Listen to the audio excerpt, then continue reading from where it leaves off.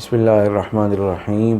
ہماری بہن اور بیٹیاں سسرال میں سسر، ساس اور نندوں کی یا دیورانیوں جٹھانیوں کی بیجا مداخلت سے بہت تنگ ہوتی ہیں۔ اسی طرح کا ایک سوال میری بہن نے کیا ہے کہ وہ کہتی ہیں میری شادی کو 3 سال ہو گئے ہیں، ان 3 سالوں میں میرے شوہر نے مجھے ذاتی حیثیت میں اتنے کام، اتنے احکامات پاس نہیں کیے جتنا میرے سسر کہتے ہیں کہ اگر بازار جانا ہے تو مجھ سے پوچھ کے، ماں کے گھر جانا ہے تو میری اجازت کے بعد، کچھ پکانا ہے تو وہ میرے حکم کے مطابق، اور تم نے کپڑے بھی کوئی پہننے ہیں تو وہ میں منظور کروں گا، میں اپروو کروں گا تو پہنو گی ورنہ نہیں پہن سکتی۔ یہ چیزیں جو میرے شوہر کا حق تھیں اور جن پر 100% میرے شوہر ہی کا فیصلہ چلنا تھا، ان میں بھی میں اپنے سسر کے سامنے مجبور ہوں، اور میری مجبوری کی وجوہات بہت ساری ہیں۔ ان میں سے ایک وجہ یہ ہے کہ میرے ماں باپ اب اس دنیا میں نہیں رہے۔ اب حالات یہ ہیں کہ بھائی وغیرہ معاشی طور سے کمزور ہیں۔ جس گھر میں میری شادی ہوئی ہے اس وقت تو وہ بھی کمزور تھے، اب معاشی طور سے مضبوط ہو چکے ہیں، جس کی وجہ سے میں ان کے سامنے محکوم ہوں، ان کے گھر کی عزت یا ان کے گھر کی بہو نہیں ہوں۔ اس حوالے سے میری کو رہنمائی کریں تاکہ اللہ تعالیٰ میرے حالات کو، میرے معاملات کو درست فرمائے۔ میں نے ان کے لیے بہت ہی اچھا، آسان قرآنی وظیفہ تجویز کیا۔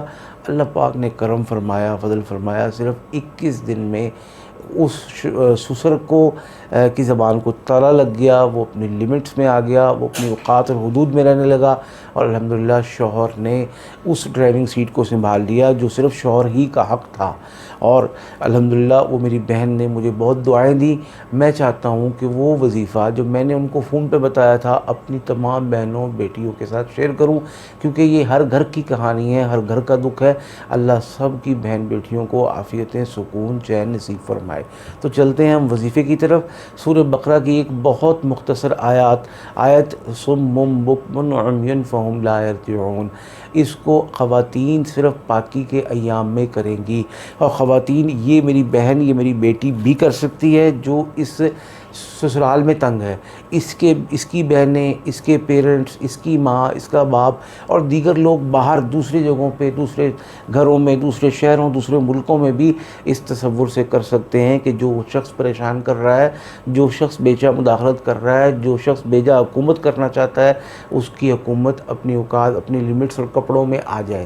تو 500 مرتبہ پڑھنا ہے، اول آخر 3 مرتبہ درود پاک صلی اللہ علیہ وسلم پڑھنا ہے، اور پھر تصور میں دم کر دینا ہے۔